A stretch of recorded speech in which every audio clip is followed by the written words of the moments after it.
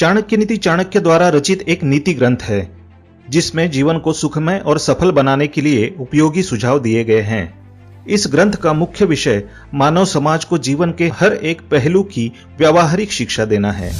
चाणक्य एक महान ज्ञानी थे जिन्होंने अपनी नीतियों के बदौलत चंद्रगुप्त मौर्य को राजा की गद्दी पर बिठा दिया था। जानिए चाणक्य की कुछ ऐसी महत्वपूर्ण नीतियां जो आपको जीवन के किसी न किसी मोड़ पर काम आ सकती है।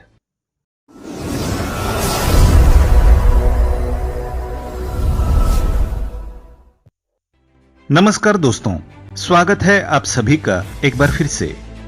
दोस्तों, अगर आप अपनी लाइफ में कुछ नया सीखना चाहते हैं तो चैनल को सब्सक्राइब जरूर करिएगा। दोस्तों, आज के इस वीडियो में हम आपको शास्त्रों के बहुत ही अनमोल और अद्भुत ज्ञान के बारे में बताएंगे। तो दोस्तों, इस वीडियो को लास्ट तक जरूर देखिएगा। दोस्तों, कहा जाता है कि एक हाथ से ये काम कभी नहीं करने चाहिए, हमेशा अपशगुन माना जाता है। दोस्तों, हमारे धर्म ग्रंथों और शास्त्रों में पूजा पाठ और अन्य धार्मिक कार्यों के कुछ विशेष नियम बताए गए हैं। हम सभी को इन नियमों का पालन करना अनिवार्य होता है। आज हम आपको बताने जा रहे हैं धर्म कर्म से जुड़े उन कार्यों के बारे में जिनको एक हाथ से करना गलत माना जाता है।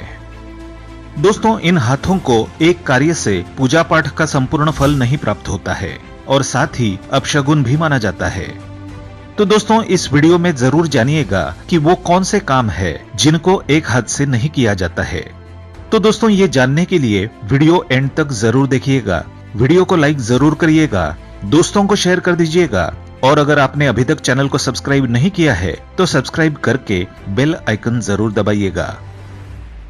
दोस्तों, महाभारत के अनुशासन पर्व में कहा गया है कि एक हाथ से चंदन घिसना नारायण को भी दरिद्री बना देता है। यानी भगवान को अर्पित किया जाने वाला चंदन आपको एक हाथ से कभी नहीं घिसना चाहिए। अगर आप भूलवश भी ऐसा करते हैं तो ये अपने पैरों पर कुल्हाड़ी मारने के बराबर होता है। आपके घर में धन धान्य की कमी हो सकती है।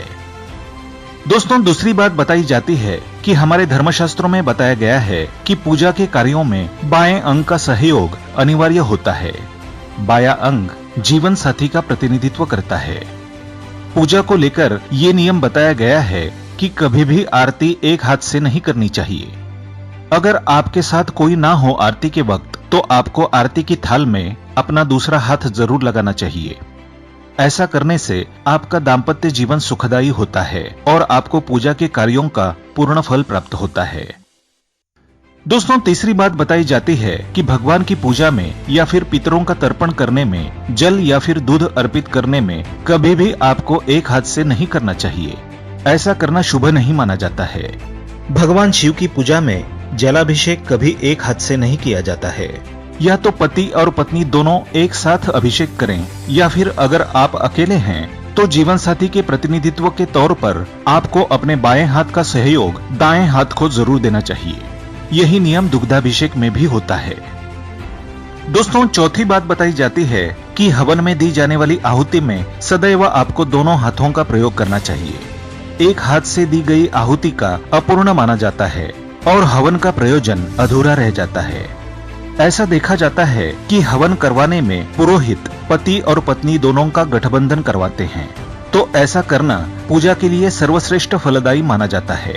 इसलिए आप जब भी हवन सामग्री डालें तो दोनों हाथ से डालें। और लास्ट में कहा जाता है कि दान करने से पहले भी आपको इस बात का ध्यान अवश्य रखना चाहिए, किसी भी व्यक्ति को कोई वस्तु दान करने से पहले दोनों हाथों में से देनी चाहिए। एक हाथ से दिया गया दान आपको पुण्य फल की प्राप्ति नहीं करवाएगा और साथ ही इसे भिक्षुक के अपूर्ण सम्मान के तौर पर देखा जाता है। इसलिए आप जब भी बतौर मदद या दान किसी को कुछ वस्तु दें तो दोनों हाथों से दें। तो दोस्तों, शास्त्रों में ये 5 काम बताए गए हैं जिनको एक हाथ से कभी भी नहीं करना चाहिए। तो अगर आप इस ज्ञान से सहमत है, आपको ये 5 बातें अच्छी लगी हो तो दोस्तों वीडियो को लाइक करिएगा, दोस्तों को शेयर जरूर करिएगा और अगर आपने अभी तक चैनल को सब्सक्राइब नहीं किया है तो सब्सक्राइब करके बेल आइकन जरूर दबाइएगा। दोस्तों, मिलते हैं अगले वीडियो में। तब तक के लिए good bye and thanks for watching my video.